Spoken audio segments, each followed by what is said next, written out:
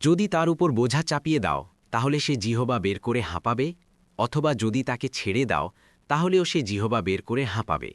এটি হচ্ছে সে কওমের দৃষ্টান্ত যারা আমার আয়াতসমূহকে অস্বীকার করেছে। অতএব তুমি কাহিনী বর্ণনা করো যাতে তারা চিন্তা করে। ১৭৭ উপমা হিসাবে খুবই মন্দ সে কম যারা আমার আয়াতসমূহকে অস্বীকার করেছে এবং তারা নিজদের প্রতি জুলুম করত। ১৭৮ যাকে আল্লাহ হিদায়ত করেন সেই হিদায়তপ্রাপ্ত, আর যাদেরকে তিনি পথভ্রষ্ট করেন তারাই ক্ষতিগ্রস্ত।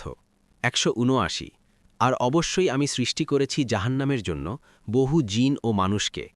তাদের রয়েছে অন্তর, তা দ্বারা তারা বুঝে না, তাদের রয়েছে চোখ, তা দ্বারা তারা দেখে না, এবং তাদের রয়েছে কান, তা দ্বারা তারা শোনে না। তারা চতুষ্পদ জন্তুর মতো, বরং তারা অধিক পথভ্রষ্ট। তারাই হচ্ছে গাফেল।